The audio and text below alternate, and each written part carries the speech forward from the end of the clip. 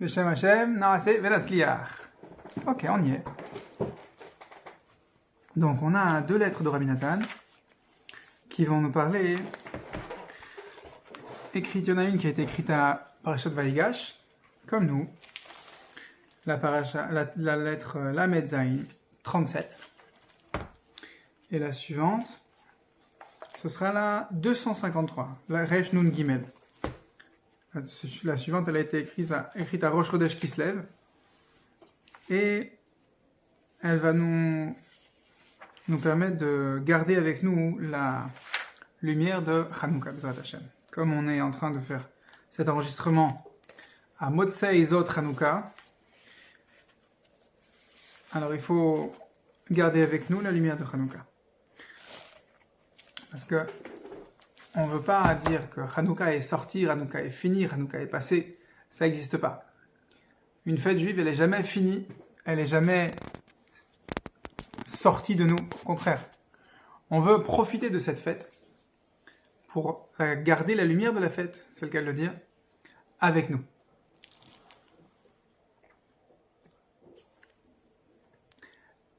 Donc, on a notre Chavruta officiel Michael Nathan au téléphone. On enregistre dans un lieu inhabituel. Mais vaut mieux ça que plutôt que d'annuler le limoud fait dans le Beth Midrash habituel à Chayechana. Bezrat Hashem, cette lettre a été écrite, la 37, la Medzaïn. Elle a été écrite un Yom Rishon. Parashat Vayigash, 5591. Il écrit à son fils Harav Yitzhak Nero Yair. Donc, c'est probablement juste après Hanouka.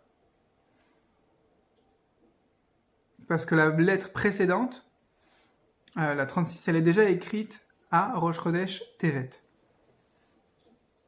Des fois, Hanouka est à cheval sur Vayigash. Là, c'est pas le cas.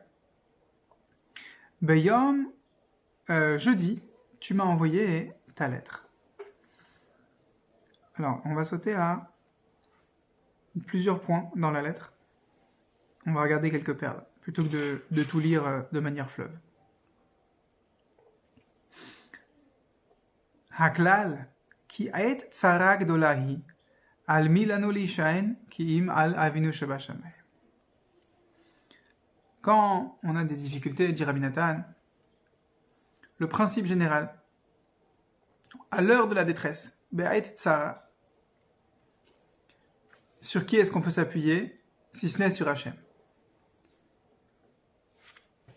Il y a une attaque véhémente et récurrente qui est faite par les gens qui connaissent pas Breslev, qui connaissent Breslev de manière superficielle, qui attaquent souvent en disant « Ah, vous parlez toujours de Rabbi Nachman, vous insistez qu'il faut croire dans le tzaddik, il faut s'attacher au tzaddik émet. Et Hachem, il est où dans tout ça ?» Eh ben, voilà, on l'a dans le mille. Sur qui est-ce qu'on doit s'appuyer, si ce n'est à l'Avinu Shebashamayim, sur Hachem, notre Père qui est dans le ciel.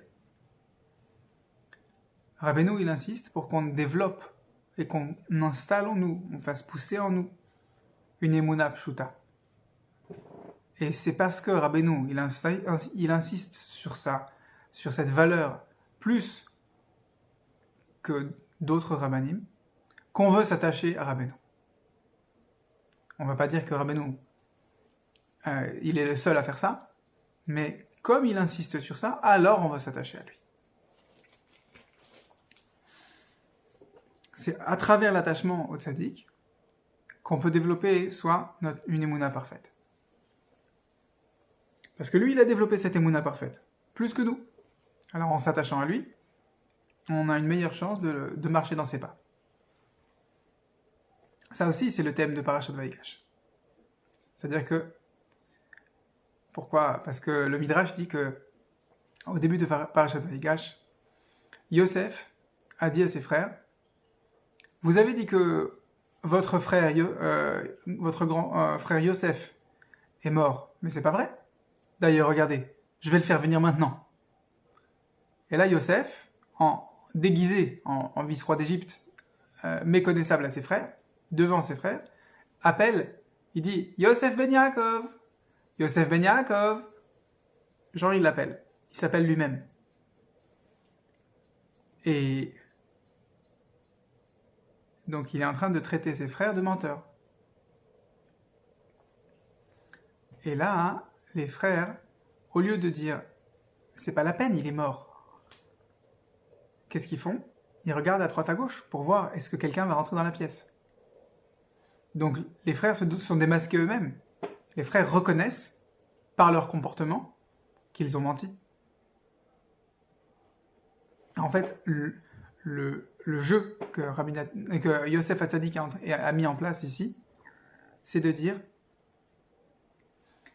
vous avez besoin de ma émouna pshuta. Moi, j'ai une émouna simple. La preuve, c'est que je suis encore Yosef ben Yaakov. Je n'ai pas changé. Je me suis attaché à ma émouna simple et pure. Et grâce à cela, j'ai traversé tout ce que j'ai eu besoin de traverser. Et vous n'avez pas eu les mêmes épreuves que moi. Bien moindres. Et pourtant, vous avez osé avancer que votre frère Yosef est mort. Et maintenant que je vous mets devant le fait accompli et que j'appelle Yosef ben Yaakov, vous regardez autour de vous pour le voir arriver. Donc en un instant, vous avez reconnu que vous n'êtes pas à la hauteur de vos paroles. Vos actes ne sont pas à la hauteur de vos paroles. C'est ça, un manque d'émouna pshuta.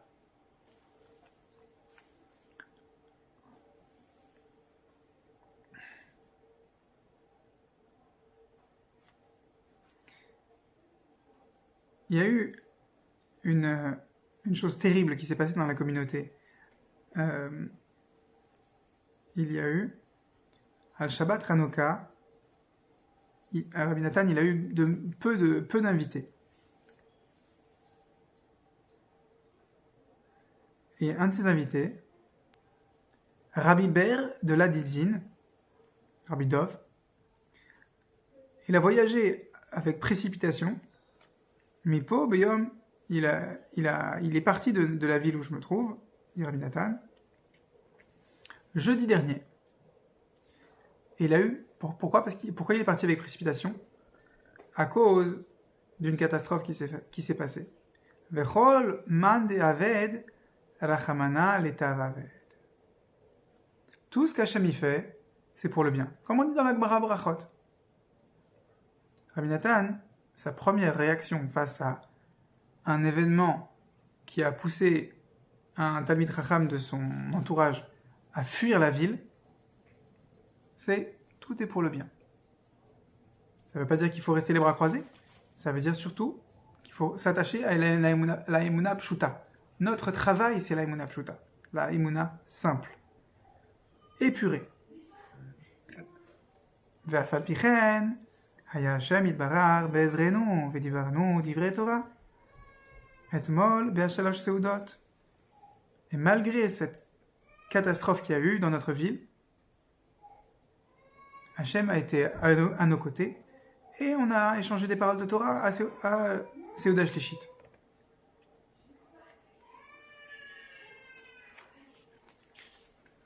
Et Rabbi Nathan dit, ça valait le coup pour les paroles de Torah qu'on a échangées à Seudah Shlishit, que des milliers de personnes viennent écouter ce dont on a parlé.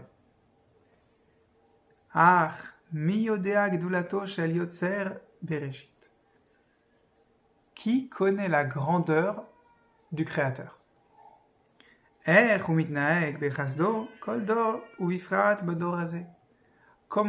Qui peut connaître la précision avec laquelle Hachem dirige chaque génération, et en particulier comment il dirige avec bonté notre génération ici présente.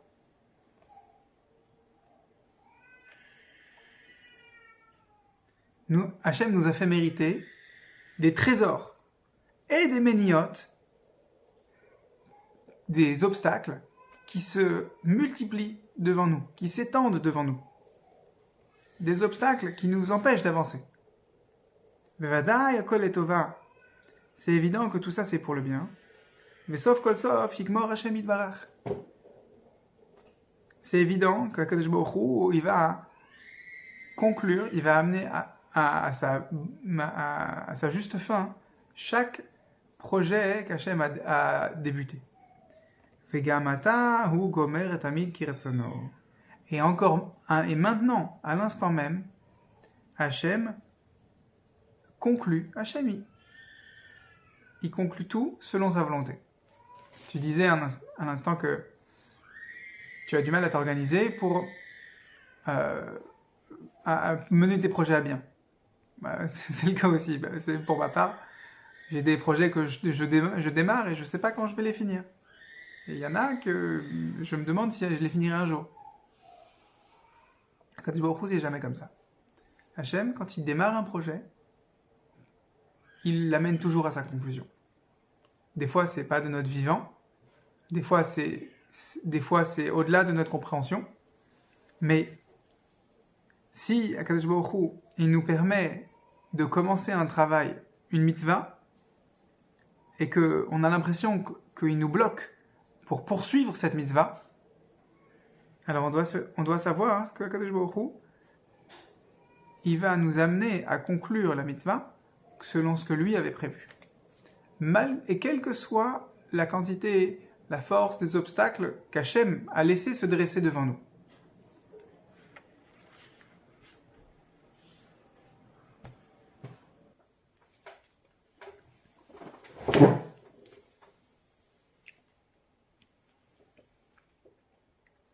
C'est ça. Chacun a un parcours et personne n'a le droit d'utiliser l'excuse « j'ai des obstacles devant moi ».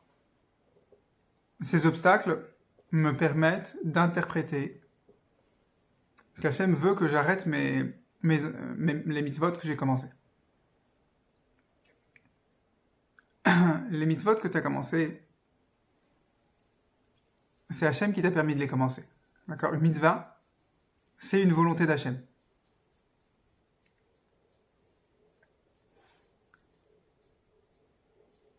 Des fois,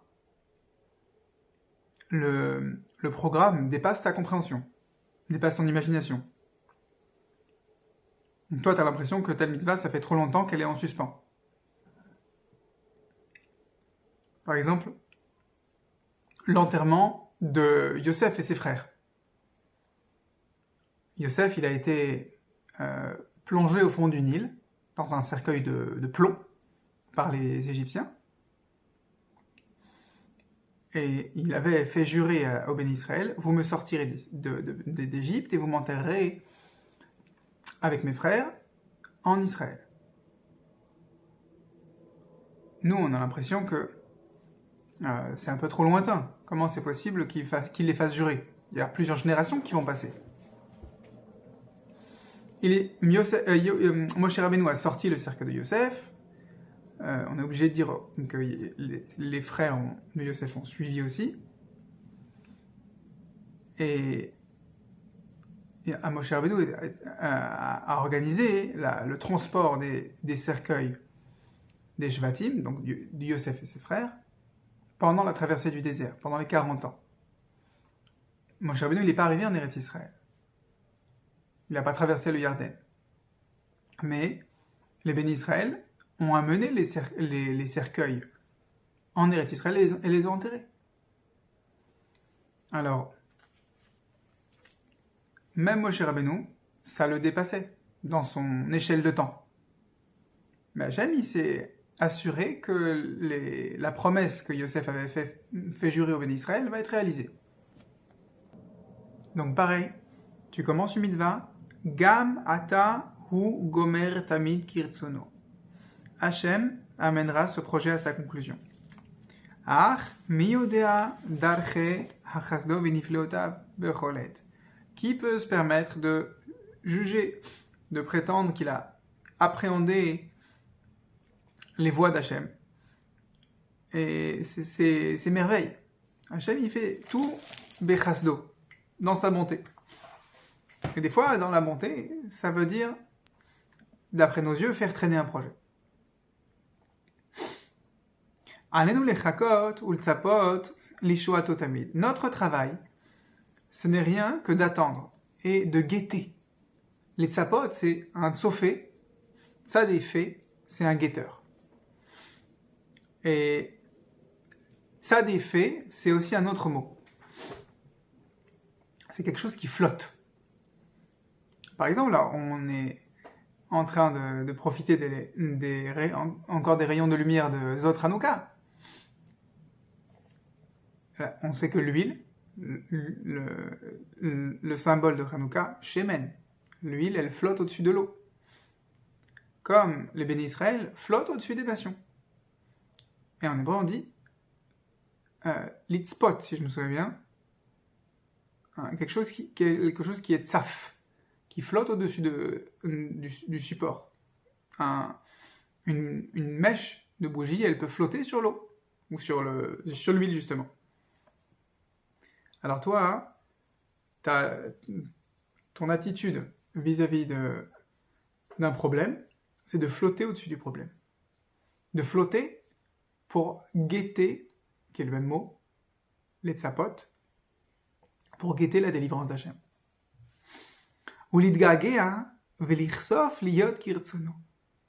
Ton travail, encore une fois, c'est de désirer, de brûler d'envie, d'être comme Hachem il veut que tu sois. Tu veux prier, tu veux supplier, tu veux crier vers Hachem. Bechol et bechol ma sheover alenu. À cause de tout ce qui nous arrive. Jusqu'à ce que Hachem, Hachiashkif veillere Hachem mishamayim. Jusqu'à ce que Hachem il va voir du ciel. Il va entre guillemets daigner regarder vers nous depuis sa demeure élevée, comme on dit. Mimeon kochecha.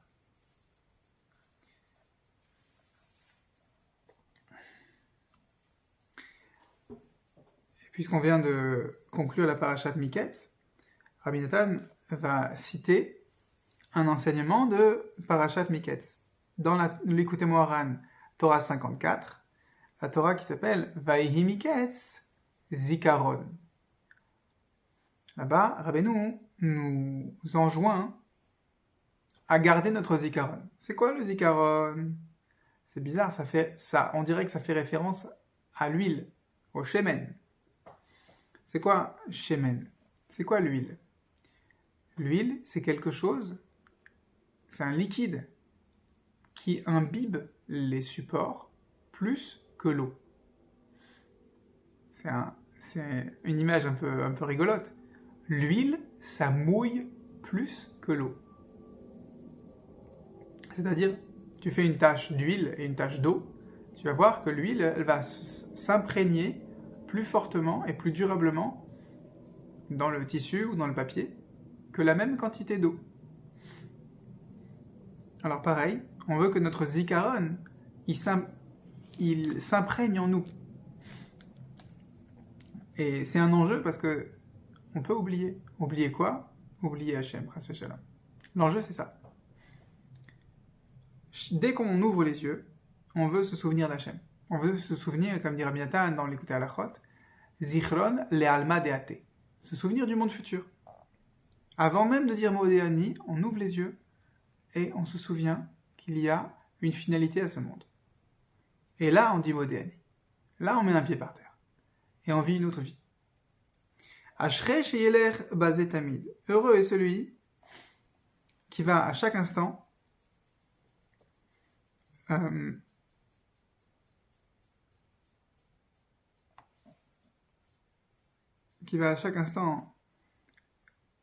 Hizir otanu lashuv lev lechol marshava dibur maase.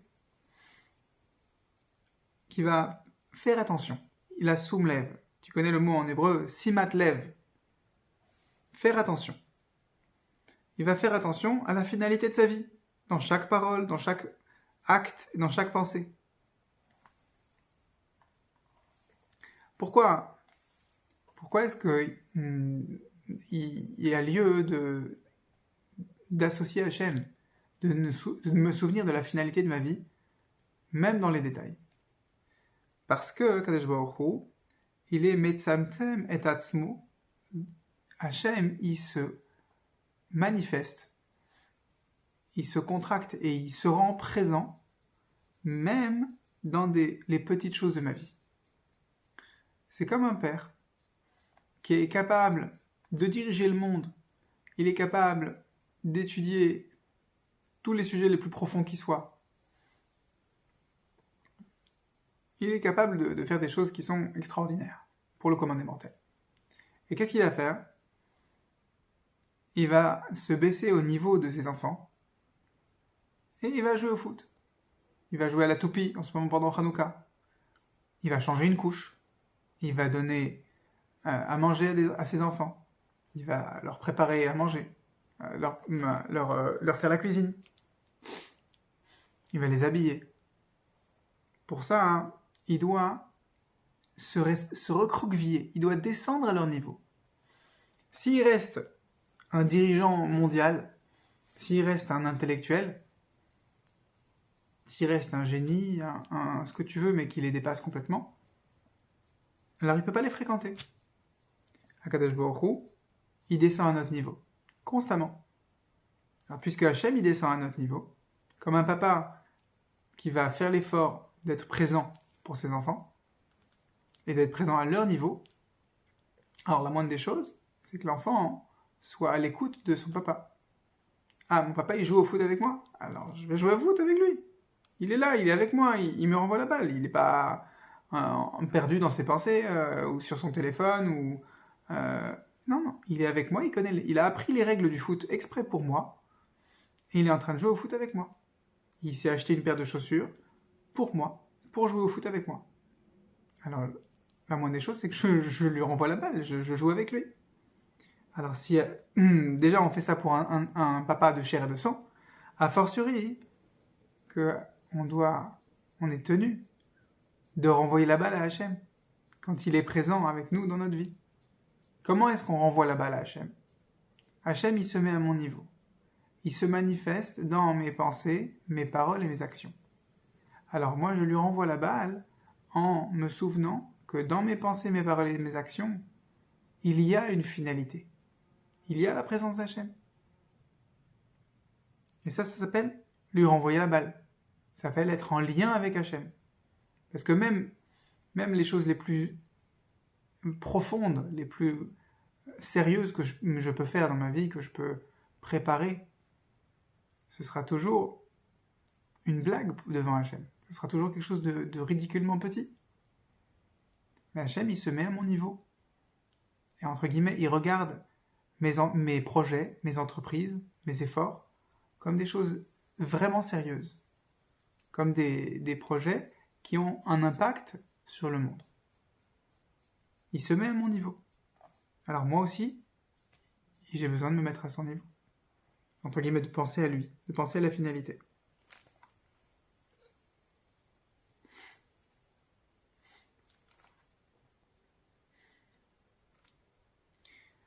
Donc Rabbi Nathan, il explique cette Torah Nundalet 54 en disant « Heureux est celui qui va vivre sa vie de cette manière, car il n'y a pas de dispense dans ce monde.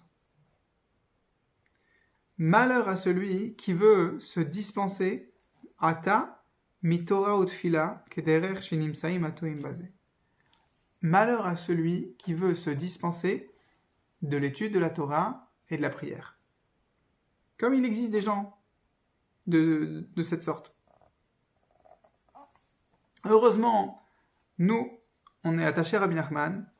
On ne veut pas du tout être comme les gens qui veulent se dispenser de prier, se dispenser d'apprendre la Torah. Ça ressemble aux Grecs. Les Grecs, ils disent, c'est très bien la Torah, c'est joli. Mais pourquoi est-ce que tu serais obligé? Pourquoi est-ce qu'il y aurait une valeur morale dans la Torah? On sait qu'il y avait un grand philosophe grec qui donnait des cours de morale à l'université grecque, à Athènes. Et en fin de journée, ses élèves l'ont trouvé en train de se débaucher. Et ils ont dit, mais notre maître, qu'est-ce que vous faites? Ce matin, vous nous avez parlé de l'élévation morale, qu'un homme il doit se montrer plus plus digne qu'un animal. Sinon, pourquoi est-ce qu'il marche debout? Et il doit montrer une noblesse. Et ce soir, vous vous débauchez. Ça contredit ce que vous nous avez enseigné ce matin. Et le maître en philosophie dit, écoute, il y a ce que je dis et il y a ce que je fais. Je suis pas obligé de rendre les deux cohérents. Chas v'shalom. Bien sûr, un Ben Israël, il veut chaque instant rendre les deux cohérents. Les paroles, ce qu'il pense, ce qu'il pense doit être véhiculé par ses paroles, et ses actes doivent refléter ses paroles, qui reflètent ses pensées. Ça, c'est Torah ou Tfila. Le sujet d'étudier la Torah et de prier, c'est des sujets graves qui m'engagent. Pourquoi? Parce que je veux pas être grec. Je veux pas être Yavani. Maintenant, je sais que je vis dans un monde où, depuis les Grecs, il y a, comme on dit dans la chanson, Vetimu kol hashmanim. Et les Grecs ont impurifié toutes les huiles. L'huile, c'est un symbole pour l'intellect. Mon intellect, si je me bats pas comme on est en train de décrire, il est forcément Vetimu kol hashmanim. Il est forcément devenu tamé, impur. Impur de quoi? Impur de cette idée que, bon, ça va, je peux me dispenser. Chas v'shalom.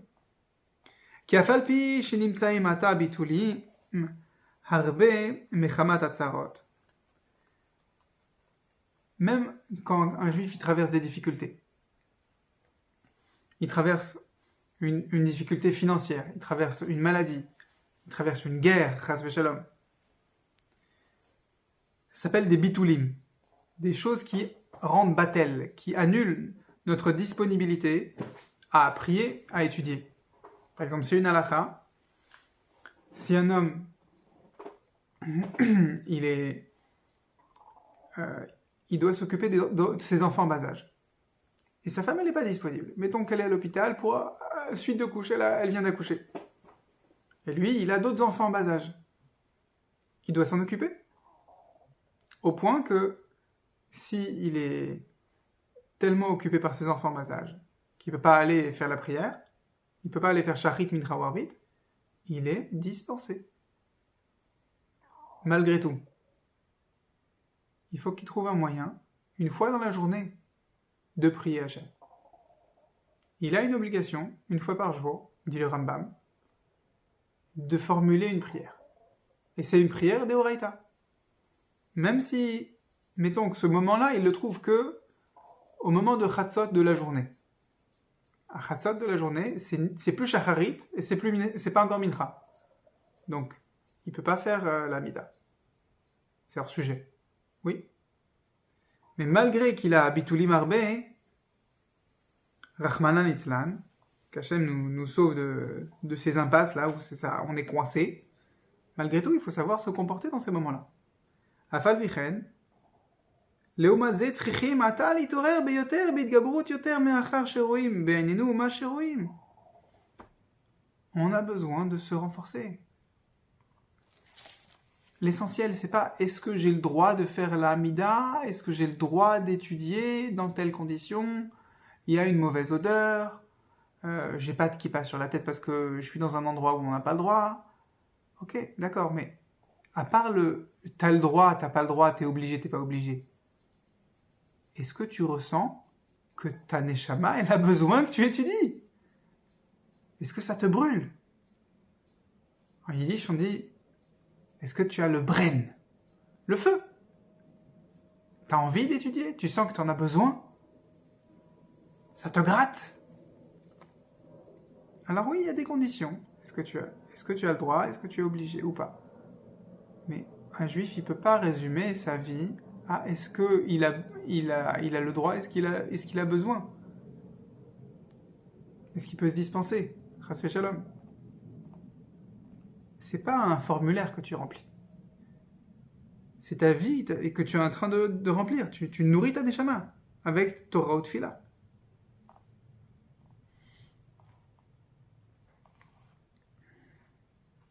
Et là conclut Rabbi Nathan sa lettre numéro 37.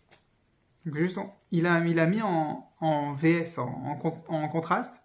Il a dit, malgré que quelqu'un il a beaucoup d'obstacles, malgré ça, il doit se souvenir que il suffit pas juste de connaître la halakha et de savoir quel est le minimum vital qu'on me demande.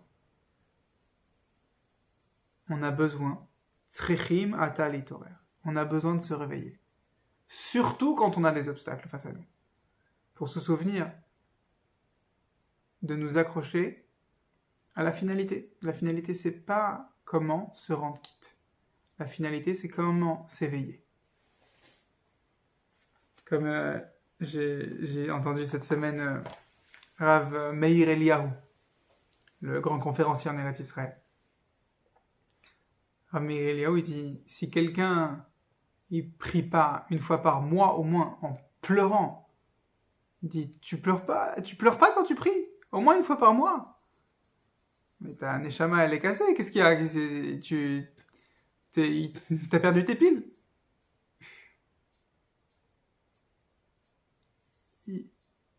Prier, étudier, c'est pas une fin en soi.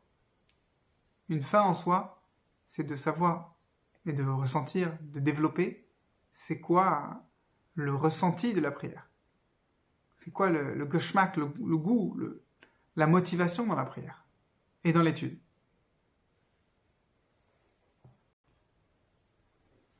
Dans la lettre 253, Rabbi Nathan a écrit au petit matin, à l'aube de Rosh Chodesh qui se lève, c'était un mercredi, un peu comme nous cette année. On va pas la faire en entier, on va s'attaquer à des points dans la lettre.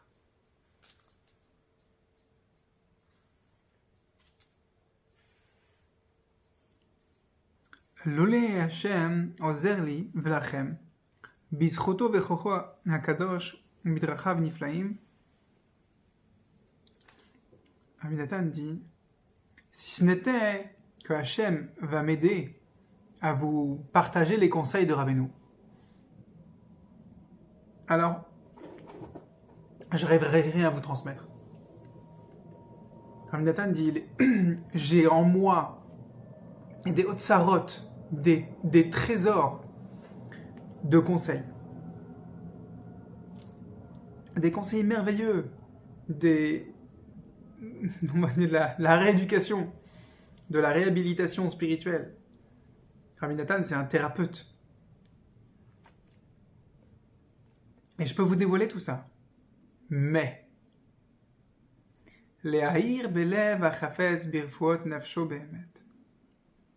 mais pour vous dévoiler les conseils que j'ai à vous dévoiler. Par exemple, Rabbi Nathan, il a écrit l'écouter à la chot.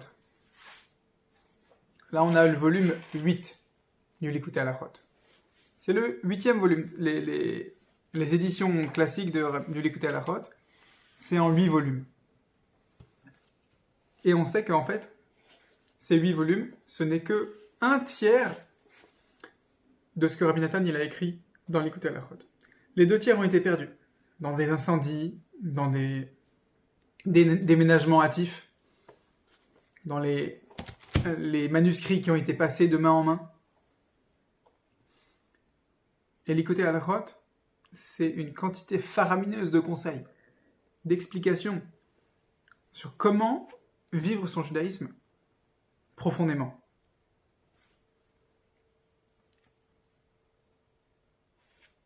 Donc Rabbi Nathan, il dit, c'est pas parce que j'ai une quantité de conseils à distribuer que vous pourrez en profiter. Il y a une condition. Pour que ces conseils éclairent vos cœurs, il faut avant tout que vous ayez belev achafetz birfuat nafsho behemet. Il faut que votre cœur désire véritablement la guérison de son nefesh, de son âme. Il y a une phrase que Rabbi Nachman il dit dans Sefer Hamidot, dans le livre de l'alphabet, comme le Keren Rabbi Israël ils ont traduit. l'alphabet lumineux, le livre des qualités.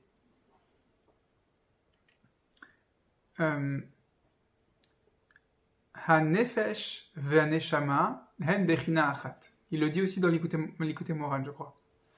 L'âme et la personne, nefesh ve'aneshama, non pardon, nefesh ve'emuna, excuse-moi, ha-nefesh ve'emuna hen bechina achat.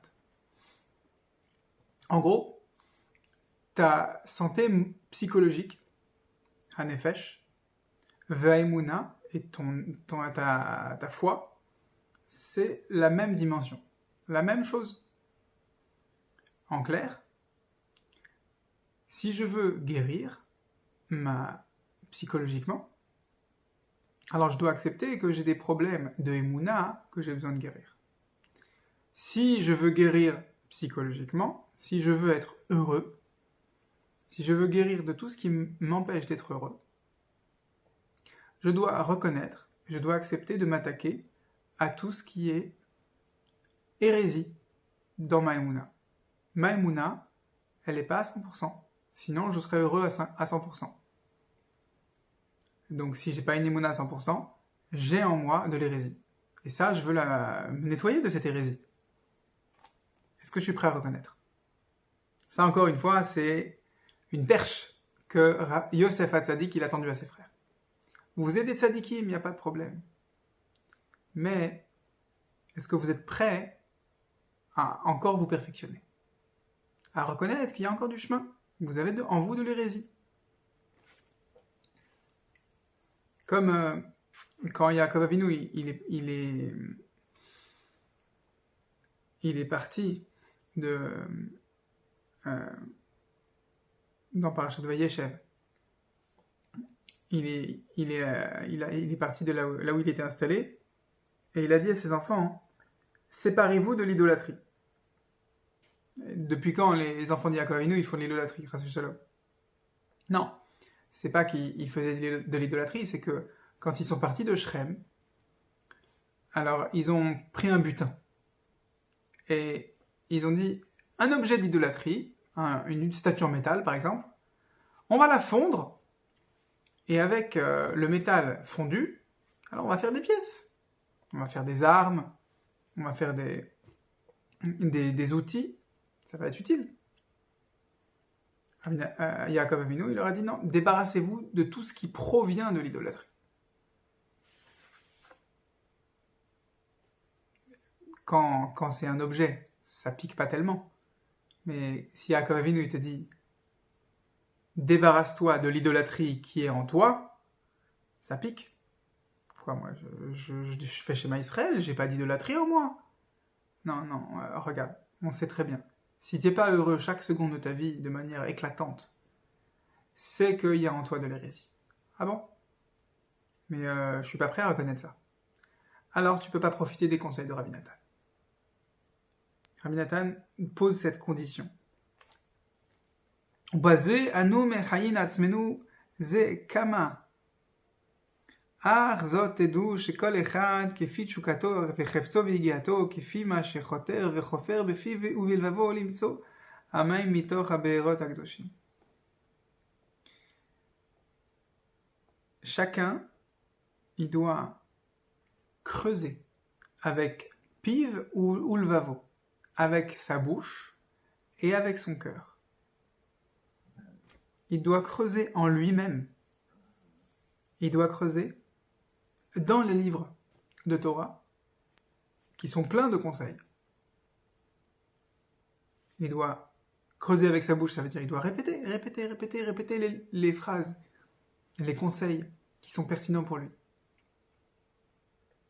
Et il doit répéter dans son cœur. Il doit chercher. Ce conseil, il me parle, mais je ne comprends pas. Ce conseil, j'arrive pas à voir comment est-ce qu'il s'applique à moi. Rashi, il a parlé pour les gens de son époque ou pour moi aussi? Quand il explique la paracha, quand il explique la Gemara. C'est bizarre, pourquoi Rashi parle comme ça? Pourquoi est-ce que cette halakha, elle me concerne aussi? Tu dois chercher dans ton cœur. Alors tu trouveras des puits de conseils, Be'erot Gdoshim, comme Abraham et Yitzhak, qui ont creusé des puits, qui ont été rebouchés par les Pélishtim. C'est quoi les Pélishtim? C'est l'hérésie. L'hérésie qui est rentrée dans mon cœur. À moi de continuer à creuser. Yaakov Avinu, Abraham et Yitzhak, ils savaient très bien. Si les Pélishtim rebouchent les puits que j'ai creusés, ou que mon père a creusés, c'est parce qu'en moi, il y a de l'hérésie. Si les nations peuvent me toucher, me porter atteinte, c'est parce que j'ai pas fini de chercher en moi l'hérésie, qui est le reflet de ces nations. Ça leur faisait pas peur? Ou plutôt, ça leur faisait peur, certainement. Abraham Avinu, il a dû avoir peur quand il a vu que Ishmaël se comportait comme il se comportait. Pareil pour Yitzhak avec Esav, ça a dû lui faire peur. Mais il s'est remonté les manches. Il a travaillé sa émouna. Et grâce à ce travail qu'il a continué à faire sur lui-même, alors on a eu Yaakov Avinu, qui a enfanté les 12 Shvatim. Cette lumière de Hanouka, elle me dit, mets-toi au boulot, c'est tout. Oui, il y a de l'hérésie. Oui, il te reste du travail. Vas-y, continue, allume la bougie. Et continue à creuser.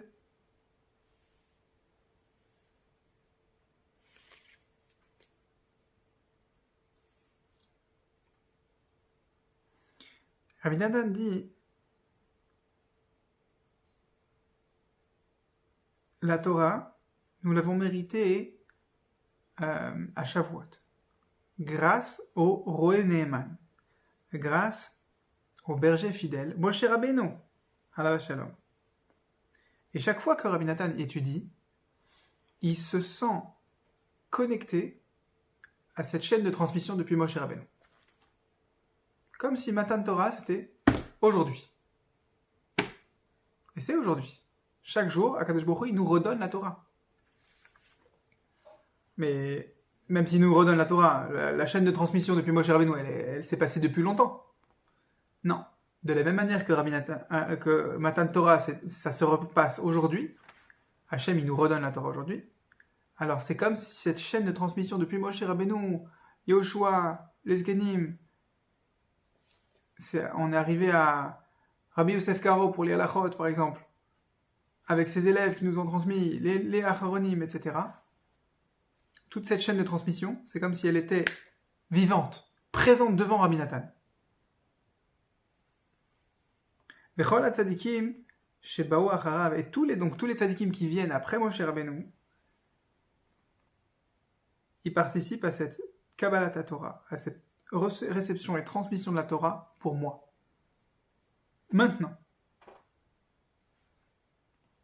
Et tous les tzadikim, tous les Bnei Aliyah qui ont participé à cette transmission de la Torah, qui ont participé à creuser les puits dont on parle, pour les rendre praticables pour les autres.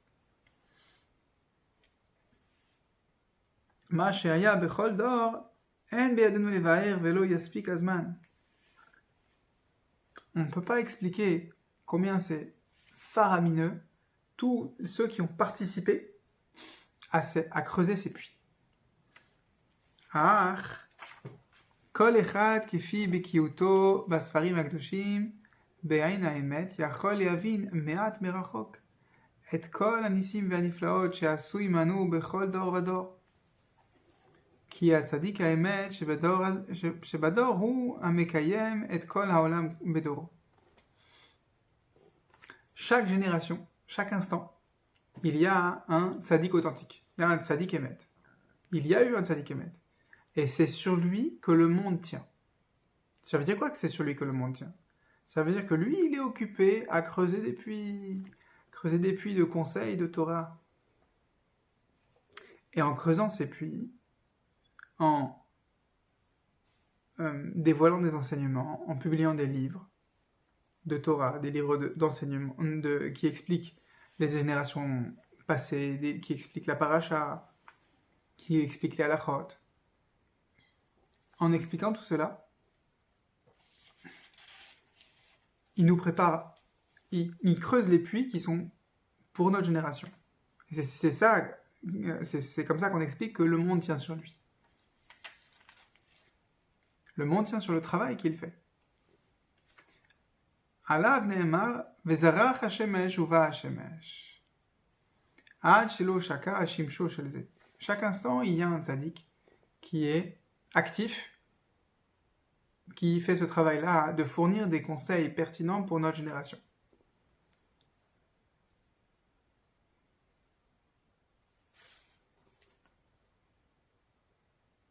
Comme on dit, il y a une parabole à propos du shamash. Est-ce que le shamash, il est chol ou il est kodesh dans les Nerot Hanouka? Alors la halakha, c'est qu'il est chol.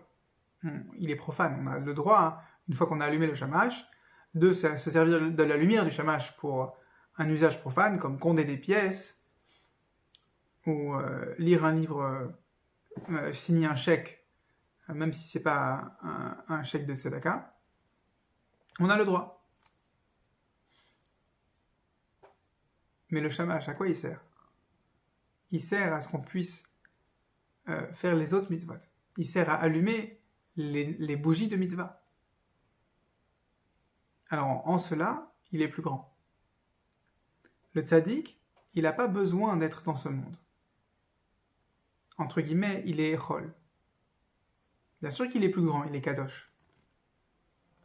Mais nous, on est comme les Nerot Hanouka. On a un travail urgent à faire dans ce monde. Et lui, il est là pour nous. Ce tzaddik, il est là pour nous trouver des conseils, parce qu'on n'arrive pas à tenir dans ce monde, on n'arrive pas à vivre, à faire les conseils de la Torah, les mitzvot de la Torah, on n'arrive pas à le faire sans que le tzaddik nous montre, nous donne des conseils pour tenir bon. Par exemple, vous avez depuis maintenant plus d'1 an des vidéos quotidiennes qui s'appellent Vaimaen. C'est un réseau américain qui publie 1 fois par jour, 6 fois par semaine, une vidéo de renforcement sur la protection du regard. Sans cette vidéo, comment on fait pour tenir? À moins d'habiter en ermite dans la forêt, comment on fait pour se renforcer sur la protection du regard? Si on n'avait pas le livre le Chavetz Chaim, comment on ferait pour garder les lois du langage? Maintenant, le Chavetz Chaim, lui, il n'avait pas besoin de ce livre-là. Il connaissait, il s'est renforcé de son côté. C'est pas pour lui qu'il a écrit ce livre, c'est pour nous. Donc le monde y tient, c'est-à-dire notre capacité à faire les mitzvot, tient sur ce que lui nous a fourni, en tant que shamash. C'est-à-dire il a fait un travail dont il n'avait pas besoin lui-même.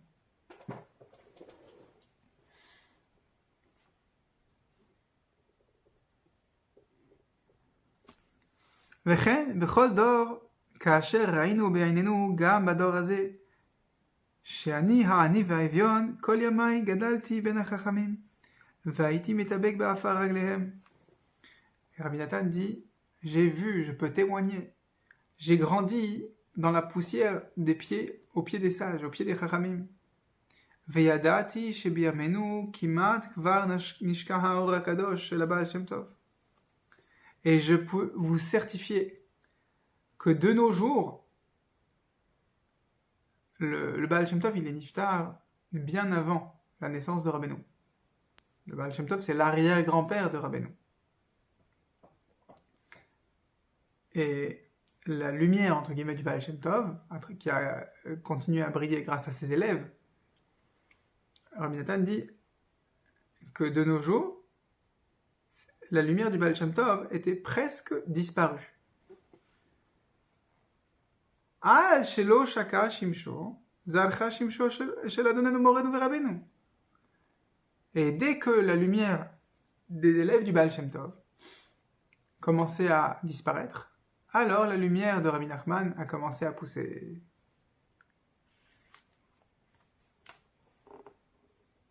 מה אומר, מה אדבר, מה שיש בליבי בזה, לכאורה אין דברים אלו שייכים לתשובת שאלתך. וזעקתך המרה מאוד. אך ידעתי ידעתי מה חובך יותר ממך. Mon fils, tu as l'impression que ce que je te dis c'est hors sujet. Mais sache que je connais les mots MAUX de ton cœur mieux que toi. Donc là, je sais en fait ce qui te tracasse vraiment. C'est pour ça que je te donne cette réponse qui te semble hors sujet. Vraiment, ce qui te tracasse au fond, c'est de te sentir orphelin, de te sentir dans une génération qui n'a pas de maître pour les diriger, de conducteur.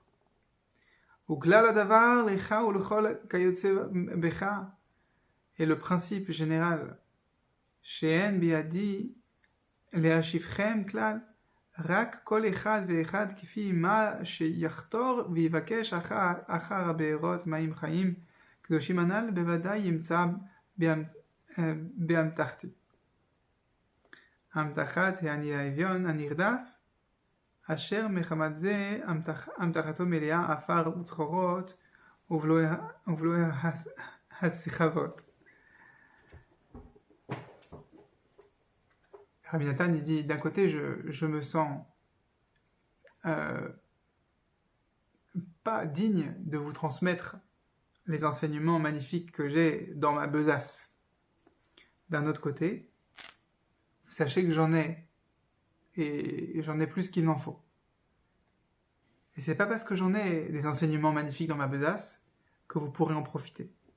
Comme on a dit précédemment, chacun doit creuser, chacun doit demander, chacun doit chercher de son côté, parmi la Torah.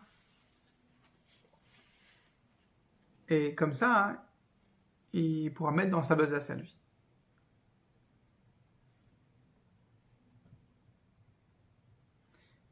עם כל זה, מים רבים לא יוכלו לכבות את האהבה, ונהרות לא ישטפוה, וכל מיני חושך והסתרות שבעולם לא יוכל להעלים אורות matmoné otsarot chaim kaeli. Malgré tout, malgré la difficulté qu'il y a de chercher les conseils qui me sont pertinents dans la Torah, les eaux nombreuses, comme on dit dans Shir HaShirim, ne pourront pas venir à bout de l'amour que le Ham Israël il a pour Hachem. Asher kvar nitgala mehem ma shenitgala בספרה הקדושים צה"ל. עדיין, אתן צריכים יגיעות לחפור אצלי. Vous avez besoin de creuser dans ce que moi je vous ai transmis, dit Rabbi Nathan à son fils. בוודאי תמצאו אם תתייגעו כמו שמבואר בתורה עתיקו אמונה.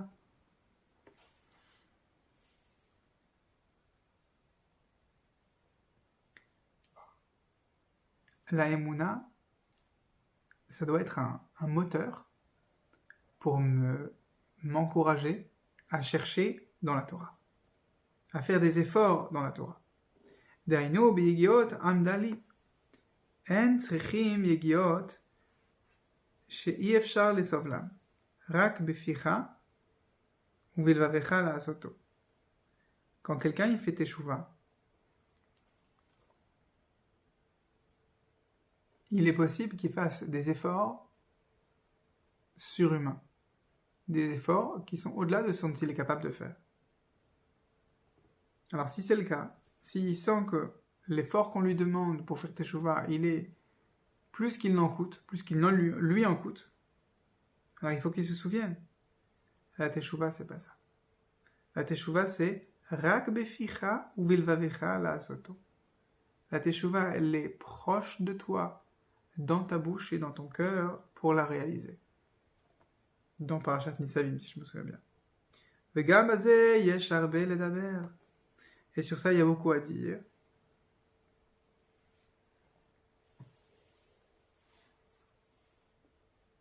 שיזכה לקשר ליבו הנקודה הטובה שהשייך לליבו בעת הזאת. Chacun, il a besoin d'attacher son cœur à la nekuda tova qui le concerne. C'est-à-dire que la tchouva, c'est forcément une recherche. Quand j'étudie la Torah, je ne peux pas considérer que c'est bon, je suis quitte. Comme on a dit précédemment. Quand j'étudie la Torah, je dois prendre cet enseignement et l'utiliser comme une lampe torche et chercher à la lumière de cet enseignement, chercher en quoi ça a du sens pour moi. Shema zikiti otra berachama v'amurbim שתהיה על ראש השנה העבר באומן עמנו יחד, זה עורר ליבי ולעבדך גם בימי ראש השנה באומן גם אתה. כי ראיתי שתילעל אחרי כל ריבוי הבלבולים במחשבותיי, התמהים נחשפים לעזור לכם באמת. ונדמה לי כמה פעמים שהם חס ושלום לא להועיל, חלילה. J'ai l'impression, dit Rabbi Nathan, parfois, que mes enseignements ne vous ont pas servi. Malgré que vous étiez présent avec moi au mois de Rosh Hashanah. Afal pichen, ani mitrazek, bedalchen nifleotav, la'asok basé, al pi retzono. Et même si j'ai du mal à voir en vous les résultats des efforts que j'ai fait pour vous transmettre les enseignements de Rabbi Nachman, malgré tout, je me renforce à continuer à les transmettre. Ach mitpael nefesh haroe ksheraiti she'afal pi yichen ba'u al Rosh Hashanah kama nefashot. Et je me réjouis du fait que de nombreuses personnes sont venues au mois de Rosh Hashanah. Et aujourd'hui, il dirait quoi quand on a quelques dizaines de milliers de personnes qui viennent? Mais malgré que les gens viennent, ça ne dispense pas, par ailleurs, de continuer à chercher dans leur cœur, dans nos cœurs, comment les enseignements de Torah sont pertinents à nous. L'idée dibourenu imahem bechol hashana, ve'ata echad mehem, al ken amarti kedai levalot shah lichtov lecha devarai ele. C'est-à-dire, puisque tu es venu à Rosh Hashanah, tu pourrais croire que tu es dispensé de faire des efforts. Puisque j'ai commencé à te transmettre les enseignements de Rabbi Nachman, alors j'ai besoin de continuer à les mettre à ta portée. Ve'aikar, et l'essentiel, sheta'amin becha, al kol panim kemo she'ani ma'amin becha. L'essentiel, c'est que toi, mon fils, tu aies foi en toi-même, au moins comme moi j'ai foi en toi. שעדיין אתה יכול להתחיל מעתה. יותר מזה אין פנאי להאריך. Tu peux toujours recommencer ta vie à partir de maintenant. Il y avait je crois qu'il est encore vivant, un chassid aux États-Unis, justement dans les vidéos de Vaimael, si je me souviens bien, qui dit, non pardon, c'est dans les cours de Ravi Frach, Nero Yair, il se promenait tout le temps avec une tétine dans la poche. Peut-être pas à Shabbat, mais en semaine. Et il n'était pas rare au cours de la journée de le voir avec sa tétine dans la bouche. C'est pas parce qu'il avait un tic, il avait encore besoin de la tétine. C'était pour se mettre en condition, voilà, je recommence ma vie à zéro. Je viens de naître. Donc j'ai besoin d'une tétine, c'est une image. Alors nous aussi, on veut croire en nous-mêmes, croire qu'on peut recommencer notre vie. Comme à Hanouka, on recommence. Une bougie, 2 bougies. C'est simple. Très simple. Rien que recommence. Recommence ta Emouna, recommence à étudier, recommence à chercher. La première fois que tu as lu ce passage, tu l'as pas compris. Ou alors tu l'as compris et tu n'as pas compris en quoi c'était pertinent pour toi. Recommence. Recherche. Repris. C'est la même Amida 3 fois par jour. Oui, recommence. Le signe que tu recommences, c'est que tu le refais Bessimcha. Et qu'il n'y a rien qui change. C'est très attirant d'étudier des Hidushim, des nouveautés en Torah.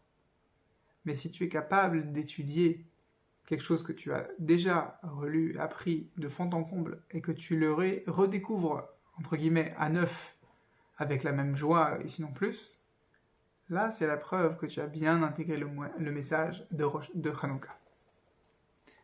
Recommence à neuf. Allume la bougie.